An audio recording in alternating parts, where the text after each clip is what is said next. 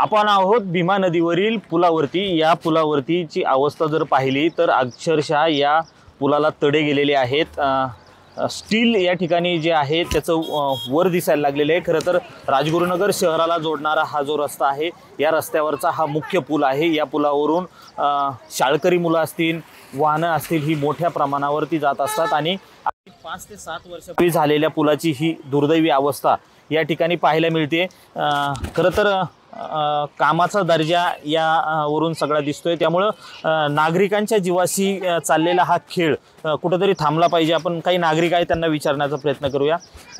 काय सध्या ही या पुलाची अवस्था आहे? सध्या पुराची अवस्था खूप भयानक आहे। खड्डे पडले, टू व्हीलर पडतात, खड्ड्यामध्ये आपटून टू व्हीलर घसरतात, पडतात, बरेच ॲक्सिडेंट होतात, तिथे धोकेदायक परिस्थिती निर्माण झालेली आहे।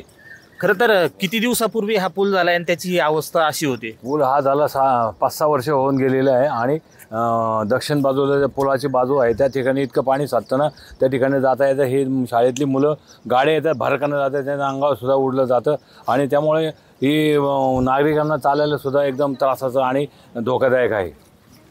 नक्कीच धोकादायक आहे। पुन्हा एकदा आपण ही परिस्थिती पाहूया। अक्षरशः या पुलाचं कॉन्क्रीट बाहेर निघाले, स्टील बाहेर येते। या ठिकाणाहून प्रवास करणाऱ्या नागरिकांना कुठंतरी धोका दिसतोय। त्यामुळे प्रशासनाने वेळीच या मार्गावरच्या पुलाची दुरुस्ती करावी, जेणेकरून या पुलावरून प्रवास करताना नागरिकांना सुखकर आणि भरोसामय वाटेल अशी परिस्थिती या ठिकाणी पुढील काळात पाहायला मिळेल का, हे पाहणं महत्त्वाचं ठरणार आहे। रोहिदास गाडगे, साम टीव्ही न्यूज, भीमाशंकर, पुणे।